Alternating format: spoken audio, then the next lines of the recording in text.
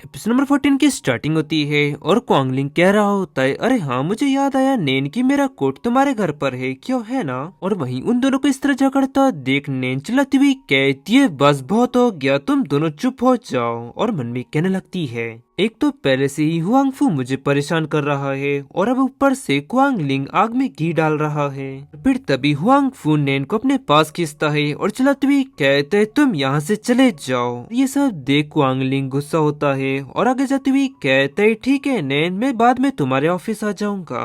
मैंने सचमुच आज हंगामा खड़ा कर दिया और ये सब की वजह वो हुआंगफू है। और वही पिछले कुछ महीनों से मैं अपनी फीलिंग्स नैन से छुपाते आ रहा हूँ, लेकिन उम्मीद करता हूँ कि एक दिन धीरे धीरे उसे इस बात का एहसास हो जाएगा कि मैं उसके लिए क्या फील करता हूँ। लेकिन वो हुआंगफू। वही दूसरी तरफ नैन गुस्से से आग बुलाती हुई कहती है, हुआंगफू मैं तुम्हें आखिरी बार वार्निंग दे रही हूँ और तुम्हें मुझे छूने का कोई हक नहीं है। तो फिर इस पर वो सी कहते, तो क्या मैं तुम्हें अपने होठों से छू सकता हूँ। उसकी बात सुन वो ब्लश करने लगती है और उसे धक्का देकर आगे बढ़ती हुई मन में कहती है, मैं कितनी ज्यादा बेवकूफ हूँ जो एक बदमाश आदमी से बहस कर रही हूँ। और फिर वो सूप का भरा कप उठाती है और उस पर फेंकती हुई कहती है, मैं अभी भी बहुत ही ज्यादा दयालु हूँ। लेकिन तभी हुआंगफू अपने आप को कपड़े से कवर कर लेता है और आगे कहता है, नैन अगर तुम खाना नहीं खाना चाहती तो हम बैठकर बातें कर सकते हैं। और नैन तुम, मैं और टैंग। वो कहती है, मैंने तुमको ये बात पहले ही कह दी है कि मैं तुमसे इससे पहले कभी भी नहीं मिली और टैंग तुम्हारा बेटा नहीं है।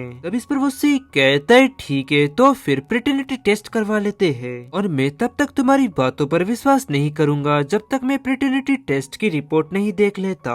ये सुन वो गुस्से से मन में कहती है, क्या वो मेरे साथ चूहा बिल्ली का खेल खेल रहा है। लेकिन हुआंगफू तुम ये बात भूल गए कि मैं इस खेल में माहिर हूँ। फिर वो आगे कहती है, तो फिर ठीक है हम कल हॉस्पिटल में मिलते हैं और हाँ हॉस्पिटल का सारा बिल तुम ही भरोगे। और उसे ऐसा हाँ कहता देख वो मन में कहने लगता है, उसने एकदम सीधे सीधे हाँ कह दिया, कहीं मैं सच में उसे गलत तो नहीं समझ रहा हूँ ना। अगर वाकई में ऐसा है तो वो मुझे इतनी जानी पहचानी सी क्यों लगती है और समय भी मेल खाता है और ब्लड ग्रुप भी मेल खाता है। तो क्या ये सच में एक इत्तेफाक है और कुछ नहीं, या फिर वो मुझसे पीछे छुड़ाने के लिए टैक्टिक्स का इस्तेमाल कर रही है। आगे उसे कहता है, ठीक है नैन, कल सुबह मैं तुमको लेने के लिए आऊंगा। और आगे मन में कहता है, तो फिर चलो ठीक है, आखिरकार सच्चाई क्या है इसका पता लगा ही लेते हैं। और वहीं उसे इस तरह देख वो घबराते हुए मन में कहने लगती है, क्या वो सच में सीरियस है। और फिर हुआंगफू उसके क्लोज जाकर उसके बालों को छूते हुए कहते है, तुम्हारे ये बाल काफी ज्यादा मेसी हो चुके हैं।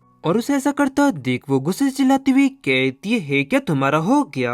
और फिर तभी वो उसके बाल खोल देता है और ऐसा करता देख वो चिल्लाती हुई कहती है, तुम ये क्या कर रहे हो। तब इस पर हुआंगफू सी कहता है, अगली बार तुम जब भी मुझसे मिलो तो इस तरह बाल मत बांधना। और उसकी ये बातें सुन वो ब्लश कर चिल्लाती हुई उसे कहती है, मैं तुम्हारी बात क्यों सुनूं, आखिरकार तुम खुद को समझते क्या हो। और गाइस इसी के साथ ये एपिसोड यहाँ एंड होता है। पसंद आया तो लाइक एंड सब्सक्राइब जरूर करें। मिलता है आपको जल्दी नेक्स्ट एपिसोड में।